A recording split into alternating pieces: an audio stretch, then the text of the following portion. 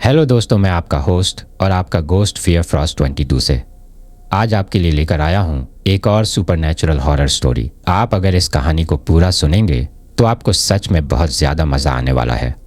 साथ ही अगर आप पहली बार हमारे इस चैनल पर आए हैं तो चैनल को अभी सब्सक्राइब कर लीजिए। ऐसा करने से हमारी और आपकी नज़दीकियाँ बढ़ जाएगी और आगे आने वाली वीडियो आप तक आसानी से पहुँच जाएगी। तो ज़्यादा समय ना लेते हुए जल्दी से अपनी कहानी को शुरू करते हैं। दोस्तों, आज की हमारी कहानी नागपुर के धीरेन्द्र नाम के एक लड़के की है और इसे हम उन्हीं के नज़रिए से सुनते हैं। दोस्तों, मेरा नाम धीरेन्द्र है और मैं नागपुर का रहने वाला हूँ। जब ये घटना मेरे साथ हुई उस वक्त मैं अपना क्लास 12 पास करके सीकर में IIT नीट की तैयारी करने के लिए गया हुआ था। दरअसल सीकर भी राजस्थान में कोटा की तरह ही एक एजुकेशन हब है और वहाँ भी देश के अलग अलग कोने से कई बच्चे अपने भविष्य को बनाने की उम्मीद में आते हैं और मैं भी उन्हीं बच्चों में से एक था जो अपने भविष्य के सपनों को साकार करने की उम्मीद में सीकर गया था। लेकिन मुझे क्या पता था कि वहाँ जाने के बाद मेरे साथ एक ऐसी घटना होगी जिसके बाद मैं कभी भी सीकर तो क्या बल्कि अपने घर के अलावा कहीं पर भी जाने की स्थिति में नहीं रहूँगा। दरअसल जब मैं 12वीं क्लास पास करने के बाद सीकर गया तो वहाँ पर सबसे बड़ी समस्या ये थी कि मुझे वहाँ पर रहने के लिए अकेले का कोई किराए का मकान नहीं मिल रहा था और सिर्फ वहाँ पर रहने का एक ही ऑप्शन था कि हॉस्टल में किराए का कमरा लेकर रहा जाए। तभी मेरे पिताजी ने मुझसे कहा कि कोई बात नहीं, तुम हॉस्टल में रह लो।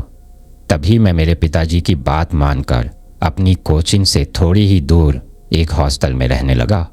शुरुआत के दिनों में तो मुझे सब कुछ ठीक ही लग रहा था। शुरू में तो मुझे कुछ भी ऐसा नहीं लग रहा था जिसकी वजह से मुझे ऐसा महसूस हो कि मेरे आसपास कुछ अजीब चीज़ें हो रही हैं। लेकिन जैसे ही 1-2 हफ्तों का समय गुजरा तो फिर उस हॉस्टल में मेरे साथ कुछ अजीब चीज़ें होना शुरू हो गई थीं। जब मैं अपना कमरा बंद करके रात को पढ़ाई किया करता था तो उस वक्त मुझे ऐसा लगता था कि जैसे मेरे कमरे के दरवाजे के बाहर कोई इधर से उधर बार बार जा रहा है। पहले तो मैंने उस चीज़ को नज़रअंदाज किया और अपना ध्यान सिर्फ पढ़ाई में लगाने की कोशिश की, लेकिन अब धीरे धीरे उस सब कदमों की चलने की आवाज़ मुझे बहुत ज़्यादा परेशान करने लगी थी। इसी वजह से मैंने एक बार उठकर बाहर जाकर देखने की सोची और जब मैंने अपने कमरे का दरवाज़ा खोलकर बाहर देखा तो उस वक्त मुझे बाहर कोई भी दिखाई नहीं देता है। फिर मैं अपने कमरे का दरवाज़ा बंद करके वापस अपनी कुर्सी पर बैठकर पढ़ाई करने लगता हूँ। जिस दिन से मेरे साथ ये घटनाएं होना शुरू हुई थी उस दिन की उस पहली रात में तो मेरे साथ सिर्फ इतना ही हुआ, लेकिन जैसे जैसे दिन गुजरते गए वैसे वैसे उन घटनाओं का होना भी बढ़ता जा रहा था। दरअसल मैं मेरे कमरे में अकेला रहता था। वैसे तो हॉस्टल में हर कमरे में 2 लड़के रहते थे, लेकिन मैं मेरे घर में शुरू से ही अकेला रहा हूँ तो मुझे अकेला रहने की ही आदत है और इसी वजह से मैंने उस हॉस्टल में भी अकेले के लिए ही कमरा लिया था। अब उस वक्त वो जो हॉस्टल था जिसमें मैं रहता था उस हॉस्टल की बनावट कुछ ऐसी थी कि उसके दोनों तरफ किसी जेल की तरह तो कमरे थे और बीच में उसमें बरामदा था और मेरा जो कमरा था वो उस हॉस्टल में सबसे लास्ट के कोने में था और मेरे कमरे के सामने ही बाथरूम हुआ करता था जिसको मेरे अगल बगल के कमरों के सभी लड़के यूज़ में लिया करते थे। अब पहली रात तो मेरे साथ सिर्फ वही चीज़ होती है, लेकिन जैसे ही अगला दिन आता है और जब मैं कोचिंग से दोपहर को वापस आता हूँ तो मेरे कमरे के बाहर उस बरामदे में फर्श पर मुझे काफ़ी ज़्यादा कीचड़ दिखाई देता है और उस कीचड़ में मुझे किसी के पैरों के बड़े बड़े निशान दिखाई देते हैं। उनको देखकर ऐसा लग रहा था कि जैसे कोई बड़ा आदमी या कोई बड़ी औरत अपने पैरों को कीचड़ में करके यहाँ से गुजरा हो। लेकिन मुझे जो सबसे अजीब बात लगी वो ये थी कि मेरा कमरा उस हॉस्टल में सबसे लास्ट में था और अगर बाहर से कोई आदमी कीचड़ में पैरों को करके वहाँ पर आता तो फिर फर्श पर शुरू से ही उसके पैरों के निशान रहते, लेकिन बाकी के कमरों के सामने बरामदे में ऐसा कुछ भी नहीं था। सिर्फ मेरे कमरे के सामने ही उस कीचड़ से सने हुए पैरों के निशान थे। तभी मैंने उस चीज़ को भी नज़रअंदाज किया और अपने कमरे को खोलकर उसमें पढ़ाई करने लगा। अब जिस वक्त मैं पढ़ाई कर रहा था उस वक्त मेरे कमरे का दरवाज़ा बंद था। अक्सर मैं जब कमरे में होता था तो अपने कमरे के दरवाजे को हमेशा बंद ही रखता था। अब शाम का खाना खाने के बाद जैसे ही रात होती है तो मैं फिर से पढ़ने के लिए बैठ जाता हूँ। अब उस रात भी वहीं पैरों की आवाज़ पर से मुझे सुनाई देती है। उस वक्त तो मैंने यह सोच लिया कि शायद हॉस्टल के लड़के ही वॉशरूम करके जा रहे होंगे, लेकिन वो कदमों की आवाज़ बार बार लगातार आ रही थी। और जब मैंने उन कदमों की आवाज़ को गौर से सुना तो उस आवाज़ को सुनकर मैंने महसूस किया कि वो आवाज़ सिर्फ मेरे कमरे के बाहर से ही आ रही थी, जैसे कोई सिर्फ मेरे कमरे के बाहर ही चल रहा हो। उस वक्त जब मैंने घड़ी में टाइम देखा तो लगभग रात के 12:30 बज रहे थे और पूरे हॉस्टल में बिल्कुल सन्नाटा पसरा हुआ था। अब मुझे मेरे कानों में सिर्फ उन कदमों की आवाज़ ही सुनाई दे रही थी। तभी मैंने सोचा कि इतनी रात को मेरे कमरे के बाहर बार बार कौन चक्कर काट रहा है, और इस बार मैंने तय किया कि मैं आराम से कमरे का दरवाज़ा खोलकर नहीं देखूंगा, बल्कि मैं झट से कमरे का दरवाज़ा खोलकर देखूंगा कि आखिर मेरे कमरे के बाहर कौन है। हो सकता है कि हॉस्टल का ही कोई लड़का मुझे डराने के लिए मेरे साथ शरारत कर रहा हो। तभी मैं दबे कदमों से अपने बिस्तर के ऊपर से उठा और मेरे कमरे के दरवाजे के पास जाकर खड़ा हो गया। और जैसे ही उन कदमों की आवाज़ मुझे बिल्कुल मेरे कमरे के दरवाजे के सामने सुनाई देती है तो मैं अचानक से मेरे कमरे का दरवाज़ा खोल देता हूँ। और दरवाज़ा खोलने के बाद मुझे जो मेरे सामने दिखाई देता है उसे देखकर मेरी तो हालत ही ख़राब हो जाती है। मुझे समझ ही नहीं आता है कि यह मैंने क्या देख लिया। और अब मैं डर के सातवें आसमान पर था, लेकिन मैं चाहता था कि मैं मेरे कमरे के दरवाजे को बंद करके उस चीज़ को ना देखूं। अब मैं मेरे हाथ से उस कमरे के दरवाजे को बंद करना चाह रहा था, लेकिन मेरा हाथ बिल्कुल भी काम नहीं कर रहा था। यहाँ तक कि मेरे शरीर का कोई भी हिस्सा हिल ही नहीं रहा था। मुझे ऐसा लग रहा था कि जैसे मैं वहीं पर जम गया हूँ और अब मैं आंखें फाड़ फाड़ कर मेरे सामने जो कोई खड़ा था उसे देख रहा था। और यकीन मानो कि अगर वैसे माहौल में उस वक्त अगर ऐसी चीज़ कोई भी इंसान देख लेता है तो मेरे हिसाब से तो शायद उसे वहीं पर हार्ट अटैक आ जाएगा और उसकी वहीं पर मौत हो जाएगी।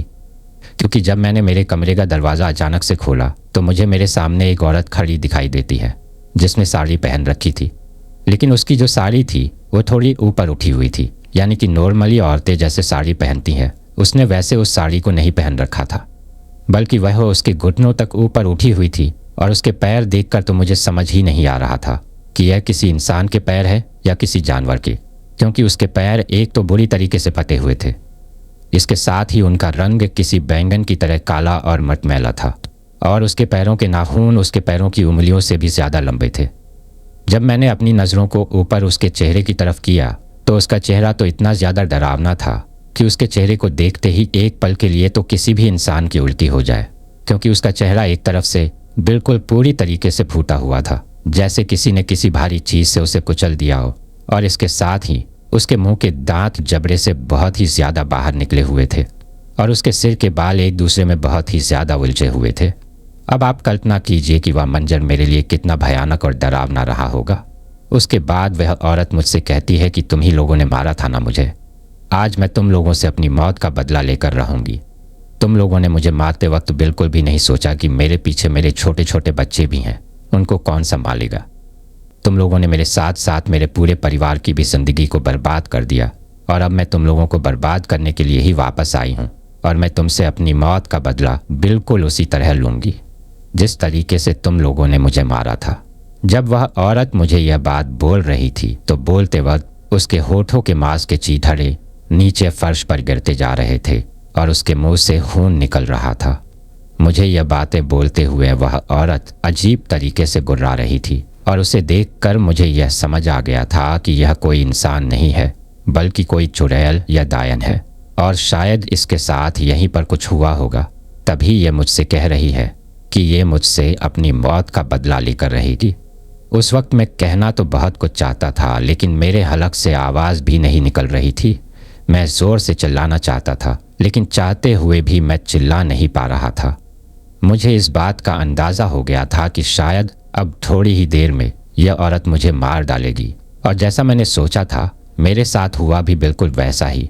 मुझसे वो सब बातें कहने के बाद वो औरत धीरे धीरे अपने कदमों को मेरी तरफ बढ़ाने लगती है, और मेरी तरफ अपने कदमों को बढ़ाते बढ़ाते उसने अचानक से मेरा गला पकड़ लिया और वह उछलकर मेरे कंधों के ऊपर बैठ गई, जिसकी वजह से मैं धड़ाम से फर्श पर गिर गया।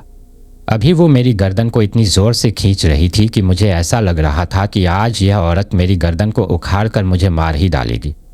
लेकिन मेरे फर्श पर गिरने की आवाज़ इतनी तेज़ आती है कि मेरे बगल के कमरे से 2-3 लड़के उठकर वहाँ आते हैं। और जब वो वहाँ आते हैं तो वो देखते हैं कि मैं फर्श पर गिरा हुआ हूँ और अपनी गर्दन को अपने दोनों हाथों से पकड़ रखा है। लेकिन उन्हें उस वक्त मेरे अलावा पूरे कमरे में कोई भी दिखाई नहीं देता है। तभी वह मेरे पास आकर मुझसे कहते हैं कि भाई क्या हुआ, तू इस तरह फर्श पर क्यों पड़ा हुआ है और तू ऐसी क्या हरकतें कर रहा है, कहीं तुझे कोई मिर्गी का दौरा तो नहीं आता है ना। तभी मैं उन लोगों को मेरे साथ हुई उस घटना के बारे में बताता हूँ तो वो लोग मेरी बात सुनकर हंसने लगते हैं और मुझसे कहते हैं कि तुम अकेले कमरे में रहते हो इसीलिए तुम्हें डर लग रहा है। और मुझसे इतनी बात कहकर वो लोग अपने अपने कमरों में चले जाते हैं। उसके बाद वो रात तो मैंने जैसे तैसे गुजरी और दूसरे दिन सुबह उठते ही हॉस्टल के मालिक को मेरे साथ हुई उस घटना के बारे में बताया। लेकिन जैसे ही मैंने हॉस्टल के मालिक को मेरे साथ हुई उस घटना के बारे में बताया तो मुझे उसके हाव भाव में कुछ अजीब सा बदलाव दिखाई देता है। वह मुझसे कहता है कि नहीं नहीं, ऐसा कुछ भी नहीं है, शायद वो सब तुम्हारे मन का वहम ही होगा और तुम कमरे में अकेले रहते हो इसीलिए शायद तुम डर गए होगे। हमारे हॉस्टल में तो ऐसा कुछ भी नहीं है। जब वह हॉस्टल का मालिक मुझे यह सब कह रहा था तो मुझे उसके हाव भाव को देखकर ही समझ में आ गया था कि यह आदमी मुझसे कुछ ना कुछ छुपा रहा है और यह झूठ बोल रहा है, क्योंकि जब वह मुझसे ऐसे कह रहा था कि ऐसा कुछ भी नहीं है और यह सब तुम्हारे मन का वहम है तो मुझे यह बात कहते हुए वह बहुत ही ज़्यादा हड़बड़ा रहा था। ऐसा लग रहा था कि जैसे उसका कोई झूठ पकड़ा गया हो। उसके बाद उस दिन भी मैं कोचिंग चला जाता हूँ, लेकिन कोचिंग में भी मेरा पढ़ाई में ध्यान नहीं लगता है और मेरे दिमाग में बार बार पिछली रात मेरे साथ हुई वह घटना घूम रही थी। मुझे समझ में नहीं आ रहा था कि आखिर वह औरत कौन थी और वह मुझे ऐसा क्यों कह रही थी कि मैं तुमसे अपनी मौत का बदला लेकर रहूंगी। उसके बाद मैंने मन ही मन सोचा कि क्या मुझे मेरे साथ हुई इस घटना के बारे में मेरे घर वालों को फ़ोन करके बताना चाहिए। तब मैंने सोचा कि अगर मैं घर वालों को इसके बारे में बताऊंगा तो घर वाले फालतू में ही परेशान होंगे। लेकिन मेरा मन अब उस कमरे में रहने के लिए बिल्कुल भी नहीं मान रहा था। तभी उस दिन जैसे ही शाम होती है तो मैं अपने बगल के कमरे वाले लड़कों के पास पढ़ाई करने के लिए चला जाता हूँ। लेकिन रात को लगभग 2 बजे तक पढ़ाई करने के बाद वह दोनों लड़के मुझसे कहते हैं कि देख भाई, अब हम तो सो रही हैं, सुबह जल्दी उठकर कोचिंग भी जाना है और अब तू भी तेरे कमरे में जाकर सो जा। तभी मैं उन लोगों से कहता हूँ कि यार मैं मेरे कमरे में जाकर कैसे सो सकता हूँ। कल रात मेरे साथ जो कुछ भी हुआ उसके बाद मुझे एक पल के लिए भी उस कमरे में नहीं रहना। उस कमरे में जाते ही मुझे बहुत ज़्यादा डर लगता है। उसके बाद वह लड़के मुझसे कहते हैं कि अरे ऐसा कुछ भी नहीं है, शायद वह तेरे मन का वहम ही था। तू ऐसा कर कि आज रात तेरे कमरे में ही सो जा और अगर आज भी तेरे साथ ऐसा कुछ होता है तो फिर इसके बाद हम लोग उस बात को थोड़ा सीरियस लेंगे और अगर तेरे साथ ऐसा कुछ भी नहीं होता है तो फिर तू ये सोचना कि कल रात को तेरे साथ जो कुछ भी हुआ था वो सब तेरे मन का वहम ही था। तभी मैं उन लोगों की बात मानकर अपने कमरे में आ जाता हूँ और चुपचाप जाकर अपने बिस्तर पर सो जाता हूँ। उन दिनों गर्मियों का मौसम था और रात को सोते वक्त मुझे बहुत ज़्यादा गर्मी लगती है, इसीलिए मैंने लेटे लेटे ही मेरे मन में सोचा कि मैं उठकर मेरे कमरे की खिड़की को खोल देता हूँ। इससे थोड़ी बाहर की ठंडी हवा आएगी तो मुझे इतनी ज़्यादा गर्मी नहीं लगेगी। उस वक्त तक हॉस्टल के मालिक ने कमरों के अंदर पंखे नहीं लगा रखे थे। हमने उसे 1-2 बार कहा भी था, पर उसने कहा कि जल्द ही 1-2 हफ्तों में पंखे लगा दिए जाएंगे और अभी तो इतनी गर्मी भी नहीं पड़ रही है तो तुम लोग थोड़े दिन काम चलाओ। इसी वजह से हम लोगों को रात को सोते वक्त कमरे में बहुत ज़्यादा गर्मी लगती थी और तभी मैंने उठकर उस खिड़की को खोलने का सोचा। अब जैसे ही मैं उठकर उस खिड़की के पास जाता हूँ और उस खिड़की को खोलता हूँ तो खिड़की को खोलते ही मुझे सामने की तरफ एक बड़ा सा ग्राउंड दिखाई देता है और खिड़की खोलते ही उस बड़े से ग्राउंड के अंदर मुझे वही औरत फिर से दिखाई देती है जो कि मुझे अपनी ओर आने का इशारा कर रही थी और उसे फिर से देखकर मैं काफ़ी ज़्यादा डर जाता हूँ। लेकिन इस बार वह मुझसे काफ़ी दूर ग्राउंड में खड़ी हुई मुझे दिखाई देती है। तभी मैं उस खिड़की को ऐसे कि ऐसे ही खुला छोड़कर भागकर अपने बगल वाले रूम में उन लड़कों के पास जाता हूँ और उनसे कहता हूँ कि भाई तुम जल्दी मेरे साथ चलो। तभी वह लड़के कहते हैं कि अरे यार सोने दे, सुबह उठकर कोचिंग भी जाना है। तो मैं उनसे कहता हूँ कि एक बार तुम चलो तो सही मेरे साथ, मुझे तुम्हें कुछ दिखाना है। तभी वह दोनों लड़के मेरे साथ मेरे कमरे में आते हैं और फिर मैं उन्हें उस खिड़की के पास लेकर जाता हूँ और उन्हें उस ग्राउंड में देखने के लिए कहता हूँ। तभी वो दोनों खिड़की से उस ग्राउंड की तरफ झांकते हैं और मुझसे कहते हैं कि क्या हुआ, कुछ भी तो नहीं है वहाँ, पूरा ग्राउंड खाली पड़ा है। उसके बाद मैं भी खिड़की से झांक कर ग्राउंड में देखता हूँ, लेकिन उस वक्त मुझे वहाँ पर कुछ भी दिखाई नहीं देता है। फिर वह दोनों लड़के मुझसे कहते हैं कि भाई अब और ज़्यादा परेशान मत करना, हमें सोने दे, सुबह कोचिंग जाना है। और मुझसे इतना कहकर वो दोनों लड़के अपने अपने कमरों में जाकर सो जाते हैं। लेकिन अब मेरे डर का स्तर इतना ज़्यादा बढ़ चुका था कि मैंने सोचा कि मैं गर्मी ही मर लूँगा, लेकिन मैं इस खिड़की को नहीं खोलूँगा। और फिर मैंने उस खिड़की को बंद कर दिया और अपने कमरे के दरवाजे को भी बंद कर लिया और मैं अब बिस्तर पर लेटा हुआ था, लेकिन डर के मारे मुझे नींद नहीं आ रही थी। अभी मैं अपने बिस्तर पर लेटा हुआ था कि तभी मुझे मेरे दरवाजे पर किसी के खटखटाने की आवाज़ सुनाई देती है। मुझे ऐसा लगता है कि जैसे बाहर से कोई मेरे दरवाजे को खटखटा रहा है। तभी मैं कुछ देर तक तो उस चीज़ का कोई भी जवाब नहीं देता हूँ, लेकिन थोड़ी ही देर बाद दरवाजे के खटखटाने की आवाज़ बहुत तेज़ हो जाती है। अब जो कोई भी बाहर था वह बहुत ज़ोर ज़ोर से मेरे दरवाजे को खटखटा रहा था। तभी मैंने हिम्मत करके एक बार आवाज़ लगाई कि कौन है बाहर, जो इतनी ज़ोर से दरवाज़ा खटखटा रहा है। लेकिन मेरे इतना कहने पर भी बाहर से कोई आवाज़ नहीं आती है। जब बाहर से किसी की भी कोई भी आवाज़ नहीं आती है तो मैंने भी सोच लिया था कि मैं दरवाज़ा नहीं खोलूँगा। लेकिन अब धीरे धीरे वह जो कोई भी बाहर था वह बहुत तेज़ मेरे दरवाजे को बजाने लगा था और अब वह जो कोई भी था वह दरवाजे को खटखटा नहीं रहा था, बल्कि वह दरवाजे पर बहुत ज़ोर ज़ोर से मार रहा था। और ये सब होने के बाद मैं बहुत ही ज़्यादा डर गया था। मेरे पूरे बदन में पसीना आने लगा था।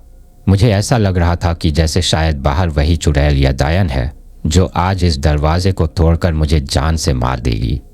तभी मैंने फटाफट अपने फ़ोन को ढूंढना शुरू किया और अपने घर पर अपने पापा को फ़ोन मिलाया और उन्हें तुरंत फ़ोन करके कहा कि आप हॉस्टल के मालिक को कहिए कि वह तुरंत मेरे कमरे में आए, यहाँ पर मेरे साथ कुछ भी ठीक नहीं हो रहा है। तभी पापा ने मुझसे पूछना चाहा कि क्या हुआ तुम्हारे साथ। तभी मैंने उनसे कहा कि ज़्यादा टाइम नहीं है, आप तुरंत हॉस्टल के मालिक को फ़ोन करके बोलिए कि वह मेरे पास आए। तभी कुछ ही देर बाद मेरे पापा का मेरे पास वापस फ़ोन आता है और वो मुझसे कहते हैं कि हॉस्टल का मालिक तो फ़ोन ही नहीं उठा रहा, शायद वह सो गया होगा।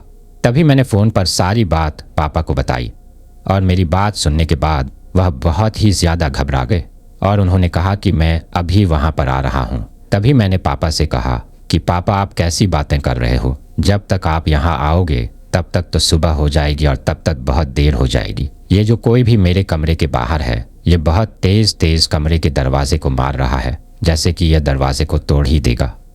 तभी मुझे और मेरे पापा को बात करते हुए शायद मेरी मम्मी सुन लेती है और वह पापा से पूछती है कि क्या हुआ। उसके बाद पापा मम्मी को सारी बात बताते हैं तो मम्मी तुरंत पापा से फ़ोन लेकर मुझसे कहती है कि बेटा तुम ऐसा करो कि फ़ोन को तो काट दो और तुरंत अपने फ़ोन में हनुमान चालीसा या भगवान की जो कोई भी भजन हो सके वो चला दो और उसकी फुल आवाज़ कर दो, और जब तक हम लोग तुम्हारे पास नहीं पहुंच जाए तब तक तुम फ़ोन में भजन को चालू ही रखना। तब मैंने मम्मी से कहा कि ठीक है और मैंने तुरंत उनका फ़ोन काटा और अब अपने फ़ोन में मैंने सबसे पहले हनुमान चालीसा शुरू करने की सोची। और आप यकीन नहीं मानोगे कि जब मैं अपने फ़ोन में हनुमान चालीसा चलाने ही वाला था तभी मेरे कमरे का दरवाज़ा बहुत ज़ोर ज़ोर से आवाज़ करता है। अब मुझे ऐसा लग रहा था कि जैसे कोई ज़ोर ज़ोर से मेरे दरवाजे पर लात मार रहा है और अब मेरे कमरे के दरवाजे की जो अंदर से मैंने कुंडी लगा रखी थी वह भी अब थोड़ी थोड़ी उखड़ने लगी थी। मुझे ऐसा लग रहा था कि जैसे कुछ ही देर में यह दरवाज़ा टूट जाएगा। बाहर जो कोई भी था वह बहुत तेज़ मेरे कमरे के दरवाजे पर लात मार रहा था। उस वक्त मेरे हाथ पैर बिल्कुल भी काम नहीं कर रहे थे और मेरा पूरा शरीर बुरी तरीके से कंपन करने लगा था। यहाँ तक कि जब मैंने अपने फ़ोन में हनुमान चालीसा चलाने की कोशिश की तो मेरे हाथ की उंगलियां भी काम नहीं कर रही थी और मेरे हाथ भी कंपन कर रहे थे। तभी मैंने सोचा कि मैं फ़ोन में हनुमान चालीसा तो बाद में चलाऊंगा, पहले अपने इस दरवाजे के पीछे कुछ लगा देता हूँ, वरना यह दरवाज़ा तो अभी टूट ही जाएगा। तभी मैंने फटाक से अपने कमरे में जो बेड था उसको खिसकाया और उसे दरवाजे के पीछे सट कर लगा दिया, जिसकी वजह से वह दरवाज़ा आप थोड़ा पीछे की तरफ नहीं हो रहा था, वरना जो कोई भी उसे लात मार रहा था वह इतनी ज़ोर से मार रहा था कि वो दरवाज़ा बार बार अंदर की तरफ आ रहा था और उसकी कुंडी पूरी तरीके से उखड़ चुकी थी, जो कि कुछ ही देर में टूटने वाली थी। अब जैसे ही मैंने बेड को उस दरवाजे के पास सटाकर लगाया तो बाहर से उस दरवाजे को खड़खड़ाते हुए मुझे उसी औरत की आवाज़ सुनाई देती है। वह बाहर से बोल रही थी कि दरवाजे को खोल, आज मैं तुझे नहीं छोड़ूंगी। अगर तू वैसे दरवाज़ा नहीं खोलेगा तो मैं दरवाज़ा तोड़कर अंदर आ जाऊंगी। तुझे क्या लगता है कि दरवाज़ा बंद करके तू बच जाएगा? आज मैं तुझे बिल्कुल भी नहीं छोड़ूंगी। अब वह गुर्राती हुई आवाज़ में बहुत ही ज़ोर से चिल्ला रही थी और अब उसकी आवाज़ सुनकर तो मैंने सोच लिया था कि आज मैं ज़िंदा नहीं बचूंगा। तभी मेरे दिमाग में फिर से वही बात आती है कि मम्मी ने मुझे कहा था कि फ़ोन में हनुमान चालीसा या कुछ भजन चलाना, और अब मुझे मेरे बचने की सिर्फ यही एक उम्मीद लग रही थी, क्योंकि मैंने भी सुना था कि भूत वगैरह जो भी होते हैं वो हनुमान चालीसा या भजनों को सुनने के बाद वहाँ से भाग जाते हैं। तभी मैंने अपने फ़ोन को उठाया, लेकिन उस वक्त मेरे हाथ पैर इतने ज़्यादा काँप रहे थे कि मेरे हाथ से वह फ़ोन भी छूट जाता है और नीचे फर्श पर गिर जाता है, और फर्श पर गिरते ही वह फ़ोन अपने आप ही बंद हो जाता है। ये देखकर तो मुझे मेरे बचने की सारी उम्मीदें बंद होती नजर आती हैं। अब जैसे ही मैंने फ़ोन को वापस उठाया और उसे सही करने की कोशिश करने लगा, तभी वह चुड़ैल बार बार बाहर से बोल रही थी कि तुझे क्या लगता है कि तू आज बच जाएगा? आज तू नहीं बचेगा। आज ही के दिन तुम लोगों ने मिलकर मुझे मारा था और आज मैं तुम्हें बिल्कुल भी जिंदा नहीं छोड़ूंगी। तभी मैंने किसी तरह कोशिश करके उस फ़ोन को दोबारा से चालू किया, लेकिन जब मैंने उसको चालू किया तो उसकी बैटरी अपने आप ही बहुत ही ज़्यादा लो हो चुकी थी और अब सिर्फ वह 5% ही थी।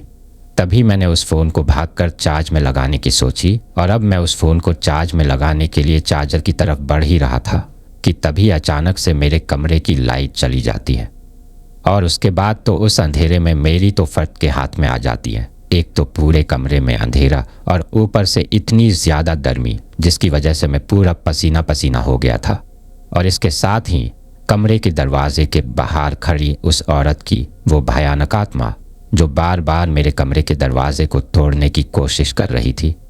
अब आप कल्पना कर सकते हो कि उस वक्त मेरे ऊपर क्या बीत रही होगी।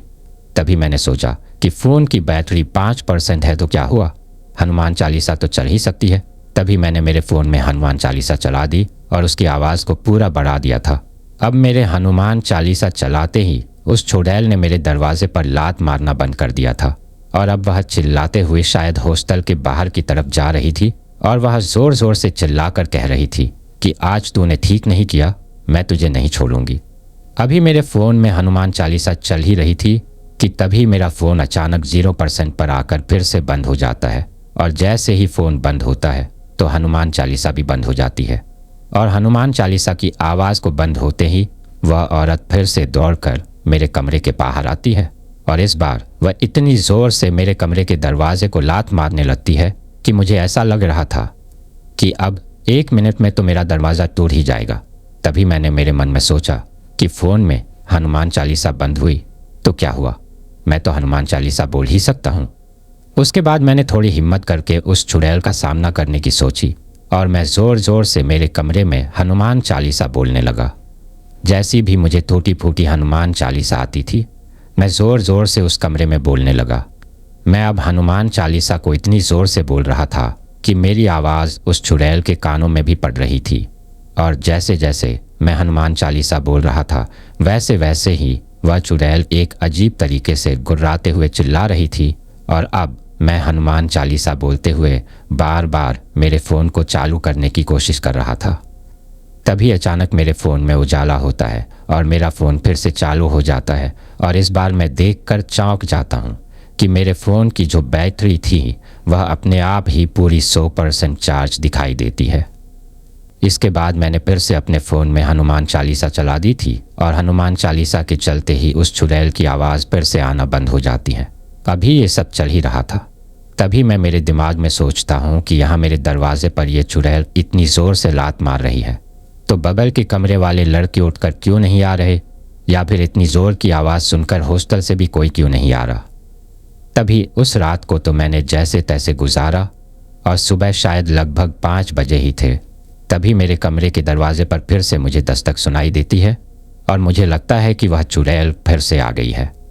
लेकिन इस बार मुझे मेरे कमरे के बाहर से चुड़ैल की आवाज़ नहीं बल्कि मेरे मम्मी पापा की आवाज़ सुनाई देती है। लेकिन उनकी आवाज़ को सुनने के बाद भी मैंने दरवाज़ा नहीं खोला, क्योंकि मैंने सुना था कि यह जो भूत प्रेत और चुड़ैल वगैरह होती है ये किसी भी इंसान की आवाज़ निकाल सकती है। लेकिन उस दिन सच में मेरे कमरे के बाहर मेरे मम्मी पापा ही थे और उनके बार बार मुझे आवाज़ लगाने के बाद भी जब मैंने दरवाज़ा नहीं खोला तो उन्हें मेरी बहुत ज़्यादा चिंता होती है और फिर वह मेरे फ़ोन पर फ़ोन करते हैं और जब मैंने उनका फ़ोन उठाया तो वो मुझे कहते हैं कि हम लोग तेरे कमरे के बाहर हैं, तू दरवाज़ा क्यों नहीं खोल रहा। तो मैंने कहा कि मैं कैसे मान लूँ कि आप मेरे कमरे के बाहर हो। तो फिर उन्होंने मुझे वीडियो कॉल किया और मुझे दिखाया कि देख हम लोग तेरे कमरे के बाहर ही खड़े हैं। फिर मैंने दरवाज़ा खोला और दरवाज़ा खोलते ही मैंने देखा कि बाहर की तरफ मेरे मम्मी पापा ही खड़े थे और मेरे मम्मी पापा को देखते ही मैं फूट फूट कर रोने लगता हूँ और मैं भागकर मेरी मम्मी को गले लगा लेता हूँ। उसके बाद मेरे रोने की आवाज़ सुनकर मेरे बगल के कमरे वाले लड़के भी उठकर बाहर आ जाते हैं और वह मुझसे पूछते हैं कि भाई क्या हुआ। तो मैं उन लोगों के ऊपर गुस्सा करते हुए कहता हूँ कि कल रात मेरे साथ इतना कुछ हुआ और इतनी आवाज़ों को सुनने के बाद भी तुम लोग अपने कमरों से बाहर निकाल कर नहीं आए। तो उन्होंने मुझसे कहा कि भाई हमें तो कुछ भी सुनाई नहीं दिया, हम तो चुपचाप शांति से सो रहे थे, हमारे कानों में तो किसी भी तरह की कोई आवाज़ सुनाई नहीं दी। तभी मैंने मेरे मम्मी पापा को फिर से उस पूरी रात मेरे साथ जो कुछ भी हुआ उस सारी बात बताई। तभी मेरे पापा को भी बहुत ज़्यादा गुस्सा आया और उन्होंने हॉस्टल के मालिक को बुलाया और उस हॉस्टल के मालिक को अच्छी खासी खरी खोटी सुनाई। तभी मेरे मम्मी पापा मुझे चाय नाश्ता कराने के लिए हॉस्टल के बाहर की तरफ एक चाय की दुकान पर लेकर जाते हैं और अब हम लोग चाय पीते पीते मेरे साथ जो वो घटना हुई उसके बारे में वहाँ पर बैठकर बातें कर रहे थे। तभी वह चाय की दुकान वाला हमसे कहता है कि क्या हुआ साहब, क्या बात है। तभी मेरे पापा उस चाय वाले को सारी बात बताते हैं कि हमारा लड़का इस तरह इस हॉस्टल में रहता है और उसके साथ यह घटना हुई। तभी उस चाय वाले ने हमको जो बात बताई उसको सुनने के बाद हमारे पैरों तले तो ज़मीन ही खिसक गई। दरअसल उस चाय वाले ने हमको बताया कि आज से कुछ साल पहले इस हॉस्टल में सफाई करने के लिए एक औरत आती थी और जिस कमरे में आज आपका लड़का रह रहा है उस वक्त उस कमरे में 2 लड़के रहते थे और उन दोनों लड़कों की किसी बात पर उस सफाई करने वाली औरत से बहसबाजी हो जाती है और उन लड़कों ने उस औरत से बदला लेने के लिए उस कमरे के सामने जो बाथरूम था उसमें तेल डाल दिया था और जब वह औरत वहाँ सफाई करने के लिए आती है तो उसका पैर फिसल जाता है और वो सर के बल नीचे फर्श पर गिर जाती है और उसकी वहीं पर मौत हो जाती है। तभी से उस औरत की आत्मा उस हॉस्टल में भटकती है और उस कोने वाले कमरे में जो कोई भी रहने के लिए आता है तो उससे अपनी मौत का बदला लेने की सोचती है। उसको लगता है कि उस कमरे में जो कोई भी रह रहा है उसी ने उसे मारा था। ये सब बातें सुनने के बाद मेरे पापा का गुस्सा तो 7वें आसमान पर चढ़ गया था और वह उस हॉस्टल के मालिक के पास जाकर उसको अच्छी से सुनाते और उसी वक्त हमने वह कमरा खाली कर दिया था। लेकिन मैंने उसी वक्त अपने घर वालों से कह दिया था कि मुझे सिर्फ घर पर रहकर ही पढ़ाई करनी है, मैं घर से बाहर नहीं रहना चाहता। और उसी दिन हम लोग सारा सामान लेकर घर पर आ गए थे। लेकिन घर आने के बाद भी मैं काफ़ी दिनों तक बीमार पड़ गया था। तभी कुछ लोगों ने मम्मी पापा को बताया कि उस औरत की आत्मा ने अब तक भी मेरे ऊपर असर कर रखा है और फिर उसके बाद घर पर ही मेरा कई दिनों तक इलाज करवाया जाता है, जिसके बाद मैं थोड़ा ठीक होता हूँ। जब मैंने कुछ दिनों बाद उस हॉस्टल के लड़कों से फ़ोन पर बात की तो उन्होंने मुझे बताया कि मेरे आने के बाद उनको भी उस हॉस्टल में बहुत ज़्यादा डर लगता था और इसी वजह से धीरे धीरे सभी लड़कों ने उस हॉस्टल को खाली कर दिया था और अब तो शायद वो हॉस्टल बंद भी हो गया है। तो दोस्तों, ये थी हमारी आज की कहानी। कैसी लगी आपको ये कहानी? कमेंट करके ज़रूर बताइएगा और अगर आपको ये कहानी पसंद आई हो तो इसे प्लीज़ लाइक ज़रूर कर दीजिएगा। मेरे चैनल में इसी तरह की कई और दिलचस्प कहानियाँ हैं, उन्हें भी ज़रूर सुनिएगा। और अगर आपने अभी तक चैनल को सब्सक्राइब नहीं किया है तो प्लीज़ चैनल को सब्सक्राइब ज़रूर कर लीजिएगा आपका ये छोटा सा सहयोग हमें आपके लिए ऐसी ही कहानियाँ लाने के लिए प्रोत्साहित करता है। तो दोस्तों, फिर मिलते हैं नेक्स्ट फ्राइडे को एक नई हॉरर कहानी के साथ। तब तक के लिए take care and stay tuned only at Fear Frost 22।